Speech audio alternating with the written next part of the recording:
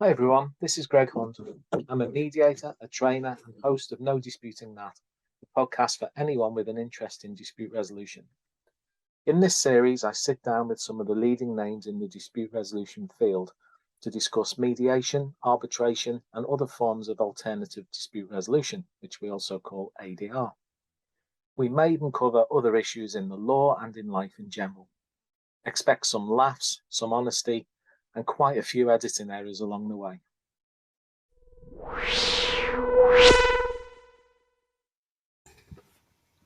In this episode, I interviewed Craig Johnson as part of International Mediation Awareness Week about his journey as a mediator, from first hearing about mediation right through to qualifying as a mediator and then integrating it into his business.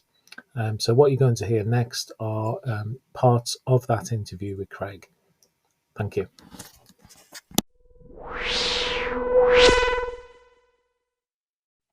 I'd like to just welcome everybody to the session today, everyone who's here to listen in, and also, of course, Craig, who's going to contribute today. I didn't know, Craig, that you'd be wearing your Barcelona shirt today. I'd have had my Liverpool shirt on, but I have got my Liverpool mug with me by coincidence, so that'll have to do.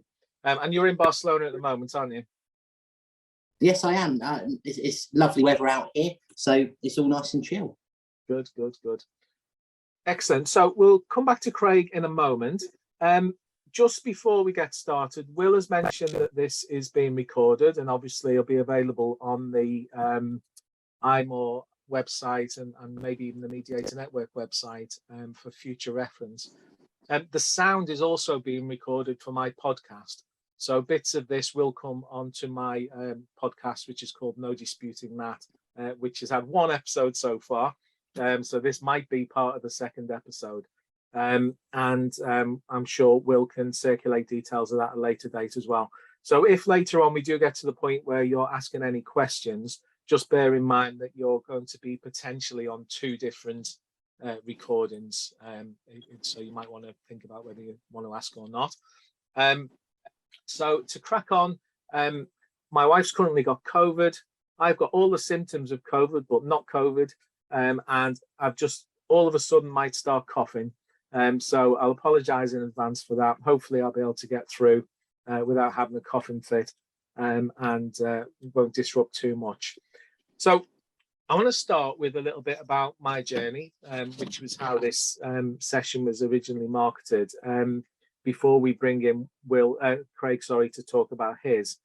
So just a little bit background about myself. I fell into ADR completely by accident back in 1995. Now I've seen some of the pictures of people before you turned your cameras off, and I can see some you weren't even born then. So I am now truly a veteran by the looks of things.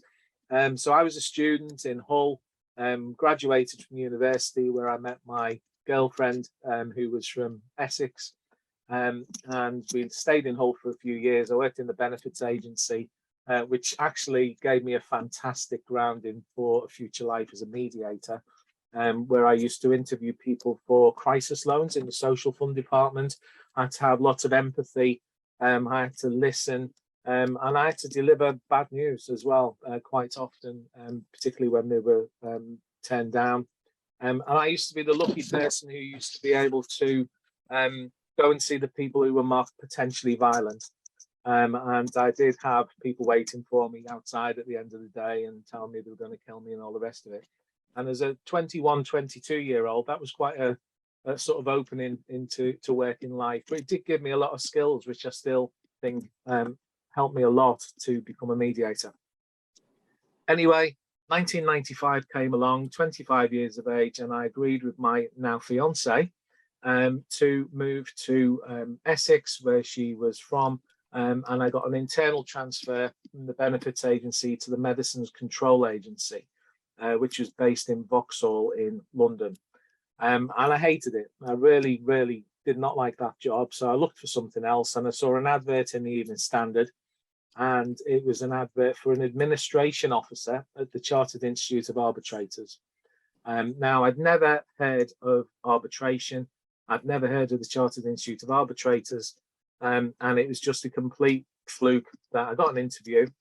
I was interviewed by a lady who the next day exited the building and the business. So I was called in for a second interview by someone who then ended up being my director, David Griffiths, who's now a barrister at St. Philip's Chambers in Birmingham. And David offered me the job. And as I said, I didn't know anything about arbitration. Admin officer dealing with travel claims, funeral disputes, dating agency disputes, chartered surveyor disputes, some financial services, all sorts of different things. Funeral disputes were probably the most harrowing that we dealt with. I won't go into any detail now, but they were quite harrowing at the time. And I was the person who would collect all the information, the documentation, make sure the arbitrator is appointed properly by the president of the institute, and then appoint the arbitrator and send them the information, and then ultimately publish the award. So I did that for a couple of years, and then the institute brought in construction adjudication. Okay, and I was made the manager of the arbitration department in 1997, which was the year where my girlfriend stroke fiance became my wife. Okay, so you can see that a nice part of my journey here is also my journey with my wife, and it was our silver wedding anniversary 2 weeks ago. So still going strong all these years later. From then, the institute then also introduced mediation, and we became, my department became dispute resolution services, and we looked after all of the institute's mediation, arbitration, and construction adjudication appointments. And in about 2000 that was, and I was given the option, you can train to be a mediator or you can train to be an arbitrator to get more sort of grounding for the role. And I started arbitration training, and it just wasn't me. I've just not got the mindset to be an arbitrator. I'm not a decision maker in that sort of way where I'm going to pore over documents and know the law and all the rest of it. That's just not me. And I went for mediation instead. And I just fell straight into it. I loved the course. I loved the training course I did. I became, at the time, the Institute's youngest accredited mediator at age 30, I think it was, which seems old compared to some people who train these days, in 2001, and absolutely loved it. Spent a few more years at the Institute, had a great time, 13 years in total. We set up IDRS Limited, which dealt with all the consumer ADR schemes. And then eventually I thought, well, I've done as much as I can do here. I really like mediation, and we're concentrating more on arbitration. So what can I do next? So I applied for a role at CEDA, Centre for Effective Dispute Resolution, where I went in initially as an assistant director of its CEDA Solve team. Within a couple of years, I was the global director of dispute resolution services at CEDA. I spent 7 fantastic years at CEDA, loved almost all of it, but decided I'd hit the ceiling. I wasn't going to get any further, and I wanted a new challenge. So in probably about 2015, I went to work for an ombudsman, because I thought, well, I've worked in arbitration, I've worked in mediation, I've never worked for an ombudsman, so let's give that a go. So I was with an ombudsman for about 18 months. I can honestly say I wish I'd never bothered, and I didn't enjoy a second of it. And so I left there, and I thought, well, the only option now is to set my own business up or go and work in a job I don't really want to do. So I set up Hunt ADR in April 2016, and here we are 6 years later. My mediation sort of business has grown. We appoint mediators. I'm a mediator myself. I'm now a fellow of the CMC. I train mediators. Hunt ADR is a CMC certified training provider, and business is good. Ironically, our main business is still arbitration, because we provide the travel arbitration scheme for disputes between members of ABTA and consumers. So companies like TUI and Jet2, EasyJet Holidays, Virgin Atlantic, and so on. And I'm also a member of Arbitra International, and on their panel of mediators, which is really good and a good profile riser. So that's a potted history of 27 years. Sorry if it took too long, but 27 years is a long time. And basically the end sort of 2 or 3 years of that journey, I suppose, has been when I've really started to get more involved in mediator training. And I initially got into training.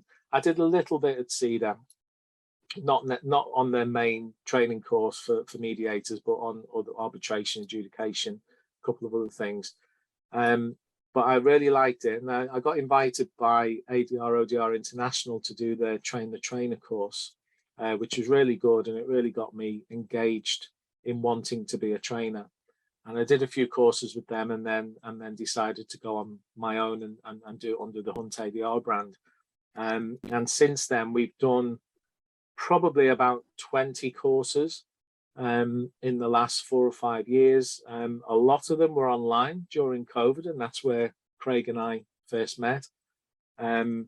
So I faced the challenge of going from doing them in person to doing them online. And if there's any questions later about maybe what I prefer, I'm happy to answer that.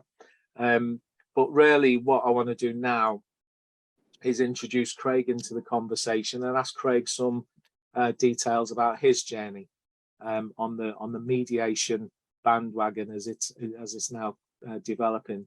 So Craig, I've got a few questions for you, and we'll see how the conversation goes, but I've got probably about 10 questions to get us moving. And first of all, I'm really interested to find out how you first heard about mediation. When did you first become aware that there was this thing called mediation? So my journey is a little bit different to yours, Greg, because obviously I started in the legal sector as a paralegal working for law firms. So the first time I heard of mediation when I was about 19 years old as a legal secretary. And basically the practicing solicitor came in with a load of bundles and said, this is for a mediation. And the first thing I thought is, what is mediation? What does it do? Because I was in a litigation firm at the time, family law. And it sparks the interest actually at 19 years old to see that disputes can be resolved without needing to go in front of a judge or without parties being dragged through the system for months on end. So anyway, I actually attended that mediation with the client and the solicitor to have a look. And I found it baffling, I'm not going to lie. My first experience of mediation was how strange this is, that we're all in separate rooms. There's this person running backwards and forwards, a bit like a waitress, giving us all this information. But the dispute settled. And from there, I was in litigation for a long, long time. And then the pandemic hit.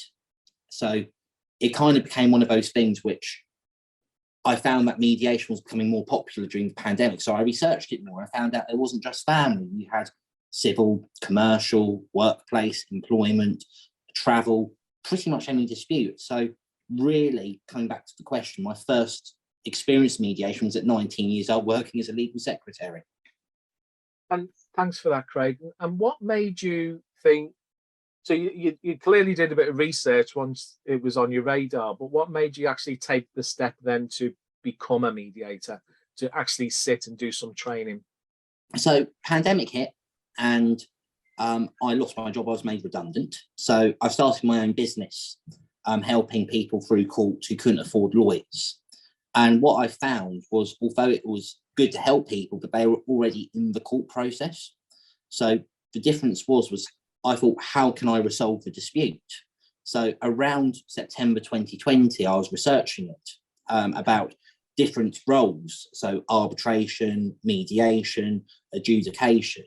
And, you know, at this time, I was only 23, just about turned 24. Mm-hmm. And I thought, okay, I'll Google. And actually, Greg, you popped up on the IOP website as offering a mediation training course. Yeah. So I thought, that looks interesting. So I researched you a little bit more.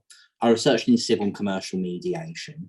And I found that the course probably suits me a lot more because it was a realistic resolving disputes and actually being more facilitative in being able to help people come to a resolution rather than being very contentious, which is kind of what I wanted to avoid. I mean, I've got a young family, I've got 2 children, I've got a wife. I don't want to be up until 3 o'clock in the morning writing bundles and doing lots of the nitty-gritty paralegal work. Yeah. And I found that if I qualified as a mediator, it would actually expand my practice, expand my knowledge, but more importantly, it was another avenue which you could help people resolve disputes without using the court or without using litigation. And really, I found qualifying as a mediator was probably more idealist for me. I thought it was a better way of me going forward and actually helping people, because to be fair, when everyone gets into law, you either want to go in and kill people in a courtroom as an advocate, or you want to try and resolve disputes. And I've always been of the mindset of, how do we resolve? How do we make this situation go from really bad to actually acceptable for people to move forward with their lives? And I found that mediation was probably the best route, and that's why I took the step to qualify.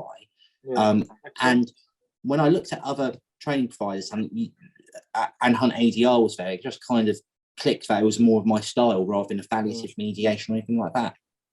Yeah, it must be a bit of a minefield at the moment. And I'm obviously very happy that you chose Hunt ADR, and it was great. I really enjoyed our course, actually. I think we had a really good group, and it was a lot of fun. But I'd be interested to know what it's like when you first start looking to see what's available, because there are about 22 CMC approved training providers. How do you choose one? I mean, is it really just that gut feeling, first impression, bit of contact, price? What is it that makes you sort of narrow it down and choose one? Well, I'm not going to lie, Greg.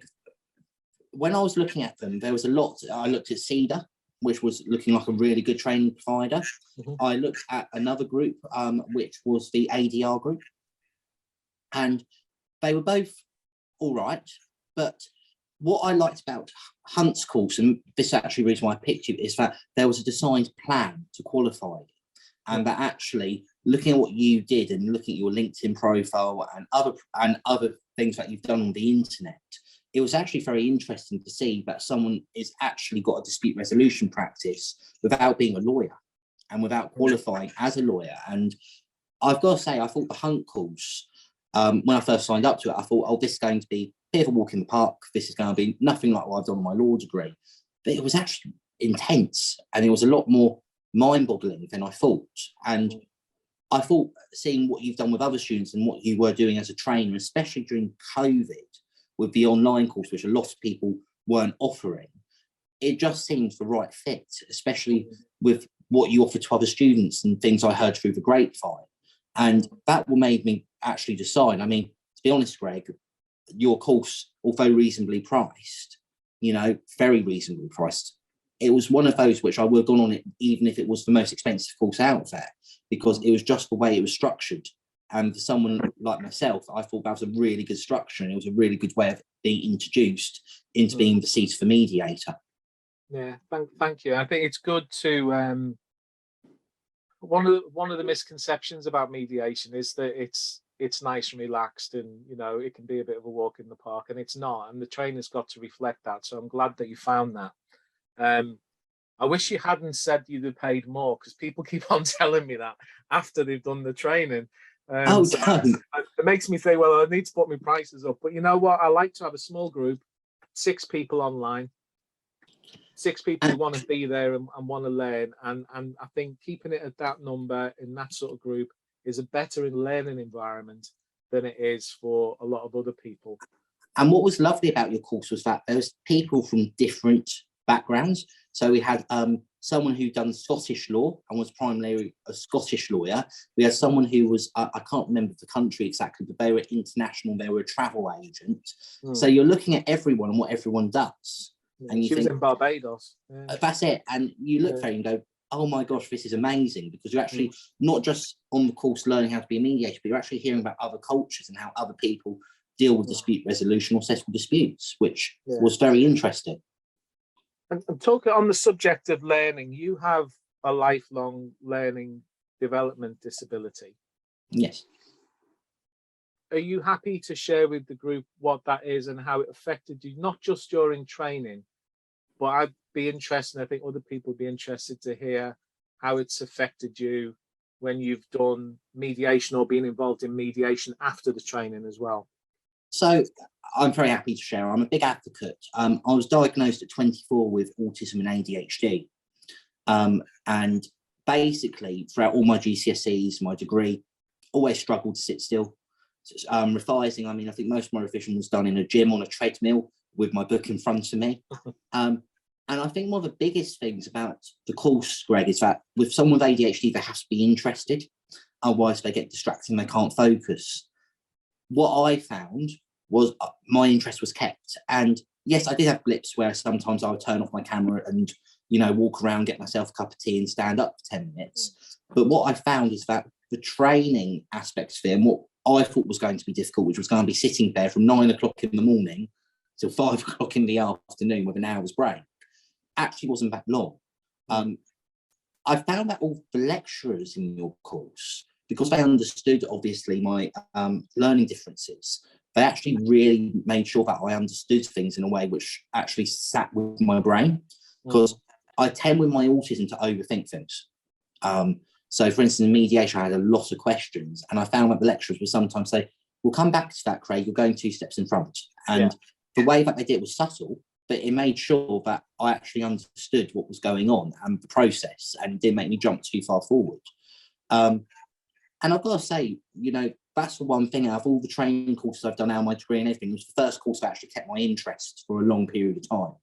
And actually, to be fair, I thought going into practice I was going to struggle, but I find mediation actually is really good because there's so much to think about, so much to do. And I think actually your course was well designed for someone with special educational needs, because it wasn't very academic in terms of you got to sit there and do lots of written academia. It was very hands-on and very practical, which is what's better.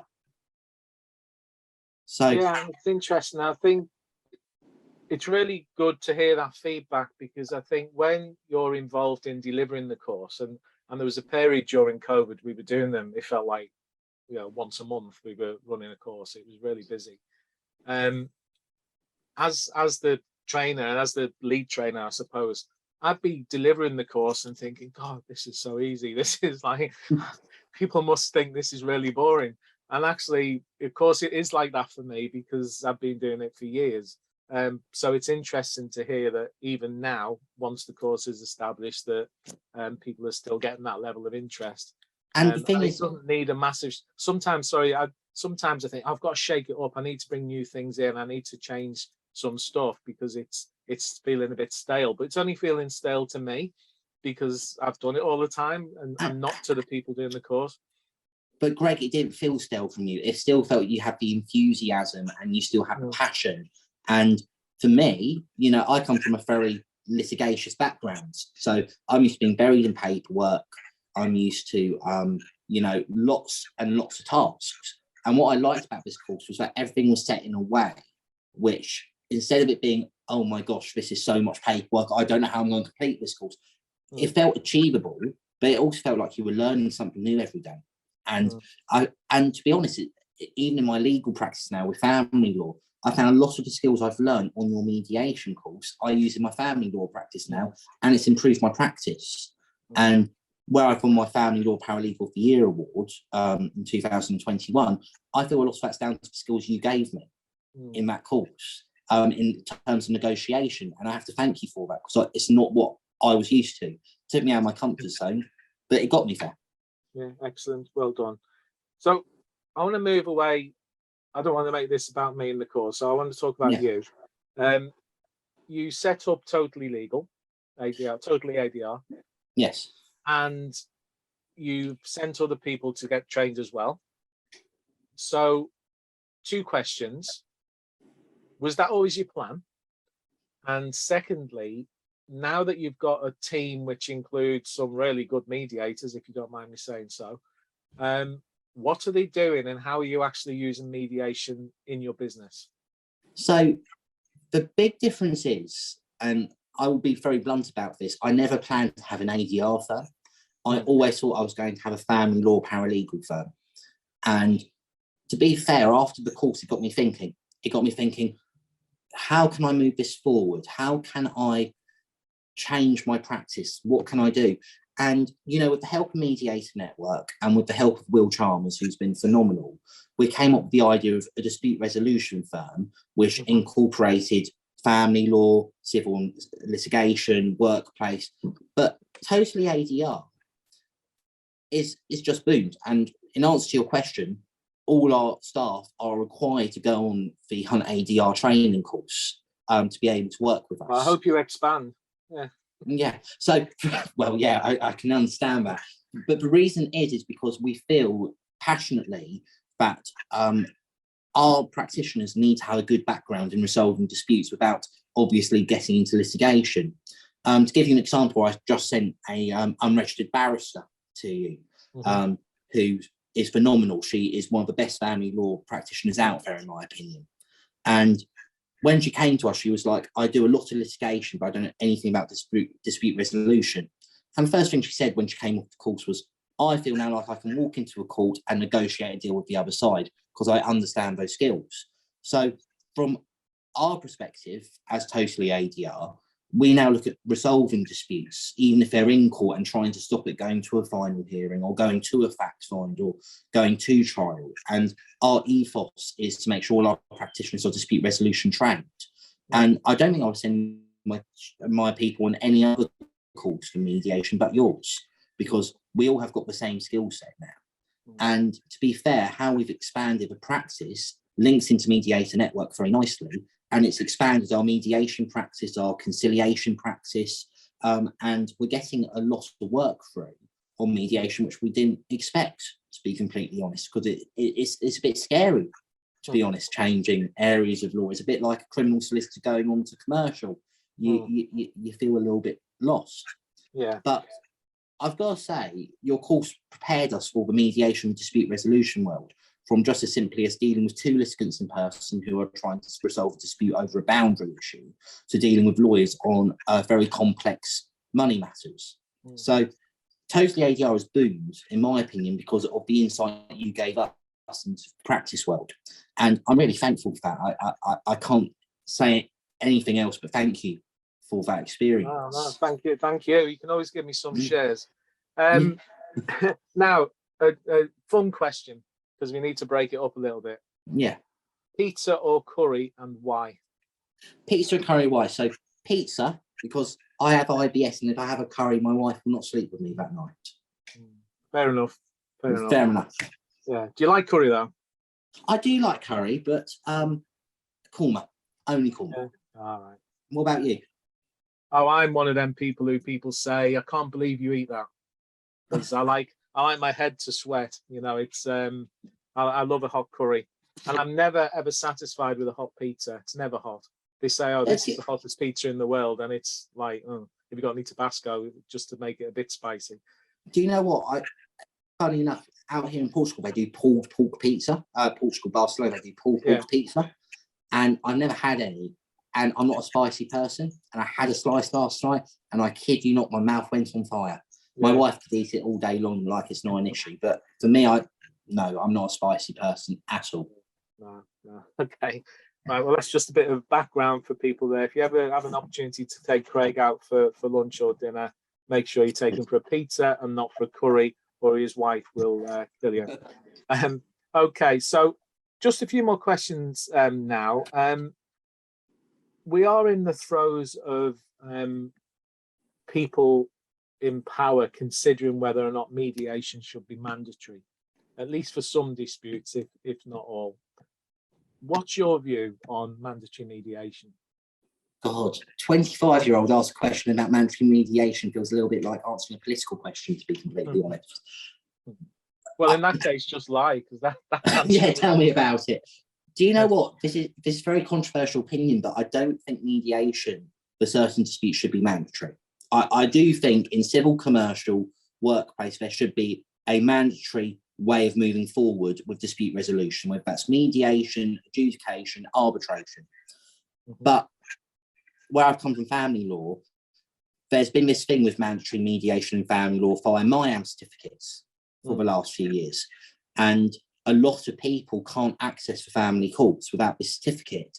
And you've got victims of domestic abuse, which are sat there going, well, why can't I go to court unless I basically get a MIAM? Why do I have to mediate with this person who has abused me?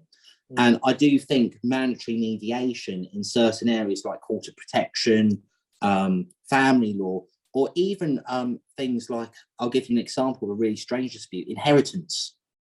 They are not going to help people because people naturally want to get their story across and get a point proven.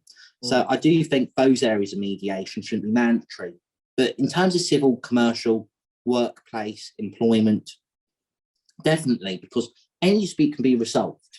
At the end of the day, it's just about having someone who can listen to both sides of the story and without giving judgment or opinion, unless they're a conciliator, actually navigate the parties, see actually where their dispute may be going wrong, what they can do to resolve it. And sometimes the most complex dispute can be resolved in a matter of seconds.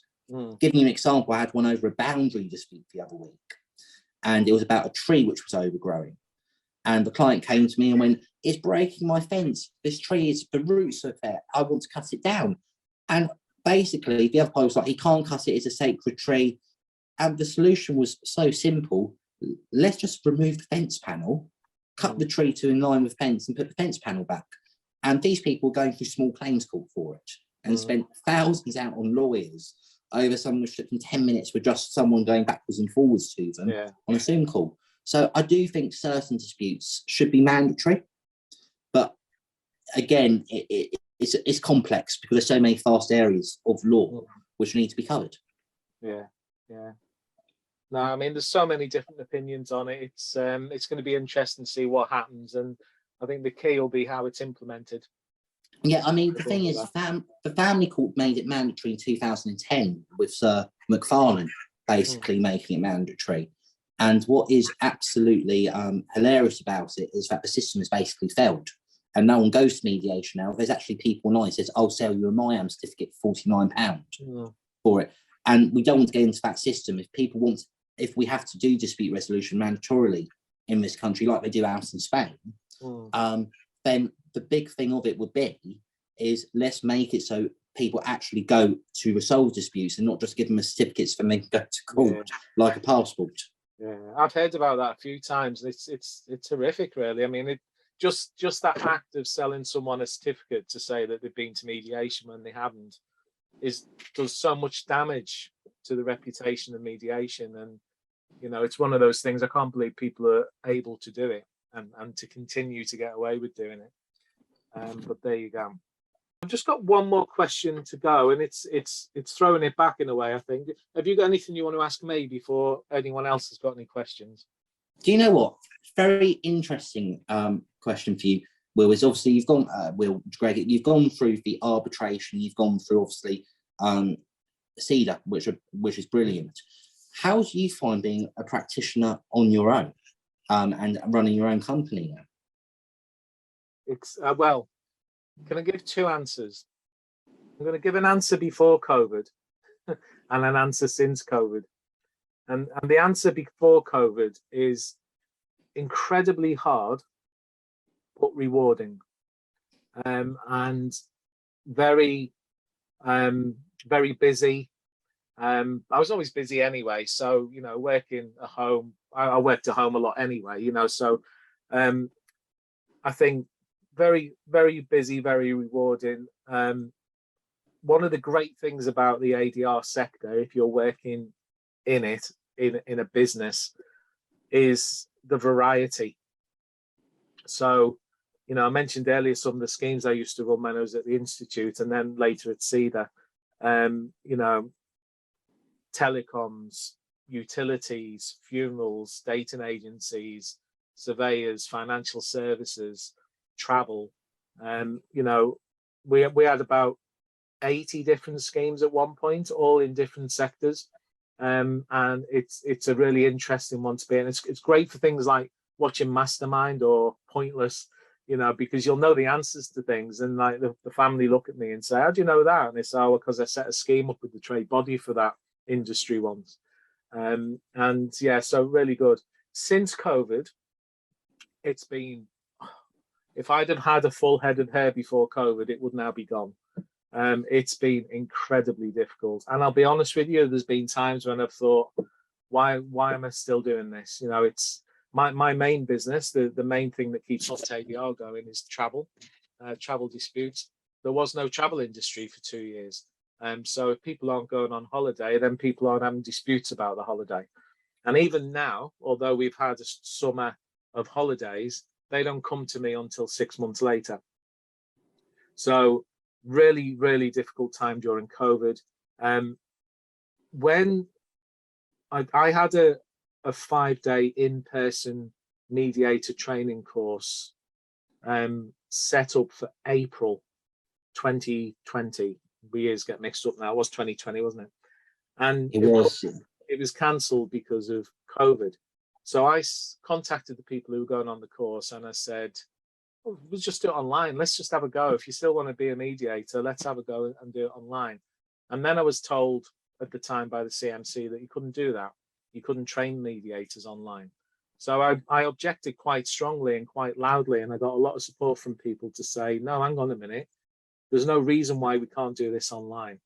And really being able to train people online was what kept me going mentally and also as a business for quite a long time during COVID. And now that we're not out the other end, I've got my wife in bed with COVID right now. So, COVID still exists. But now we're getting more normality back and learning to coin a phrase, live with it. Now I'm starting to see the rewards of the efforts I've put over in that period. More mediations, more arbitrations, more training, and it's still a challenge. Just on one other point, and I think for anyone who's watching who isn't a lawyer, I think as a mediator, the thing that's held me back more than anything else in my own mediation practice is the fact that I'm not a lawyer. And I think lawyers still appoint lawyers, and lawyers want lawyers to be mediators. And those lawyers who've had me as their mediator have been impressed and might have given me more work, or might have said, oh God, didn't even know you weren't a lawyer, and really it's not massively relevant if you're a lawyer or not. And I think that's been the biggest hurdle for me, though, is I've been told time and time again, oh yeah, you were on the short list, but we decided to go for a lawyer because it gave us a bit more safety. So if anyone who's watching who isn't a lawyer and they're still young enough to make a difference about that, I would personally seriously consider my younger self. If I could go back to my younger self, I would seriously consider saying to my younger self, get some sort of legal qualification if you want to continue in this field. It's actually completely not necessary once you're mediating, but the market perception is that you should be legally qualified. So that's the one thing maybe I would change going forward and going backwards if I had my TARDIS. And I could. I know, Greg. I heard a story that there was a 93-year-old who just passed their bar exams. So who knows? You could be a barrister in 4 years' time. Yeah. Well, I'm not that old, Craig. I mentioned earlier about David Griffiths, who was my director at the CIR when I first went there, and David was 40 when he decided to become a barrister. And he'd had a career in coal mining, engineering. He's a qualified engineer, and then he'd gone to the institute. He learnt arbitration, and he decided to become a barrister. And he was in his 40s. I think he was just over 40. So it's not too late. I'm 52, and I feel like for me, I've got too much stuff going on now to be bothered to do it. But that's because I've taken a long time to try and carve out a niche for me. So I probably don't need to do it now, but I would tell my younger self to do it if I could go back in time. Okay. Well, Greg, if it's any consolation, I think you're amazing at what you do. Thank you. Thanks, Greg. And likewise, I think it's brilliant what you've achieved so far. Now, we don't want to make everyone sick with our loving. So what I'm going to do now is say thank you very much. Thanks, everyone, for listening. Craig, thanks for your contributions. I believe there's going to be time for Q&A, and Will has been looking at the chat to see if there are any questions come up. So I'm going to hand back to Will, and then, Will, you can let us know what's happening next. Thank you. Thank you for listening to No Disputing That. Please subscribe to hear more from experts in the field. If you'd like to suggest any future areas for discussion or to appear on the show yourself, you can follow us on Twitter at No Disputing That and send us a DM. Finally, if you need a mediator, give my management team at Arbitra International a call on 020 7936 7070 or email info@arbitra.co.uk. See you next time on No Disputing That.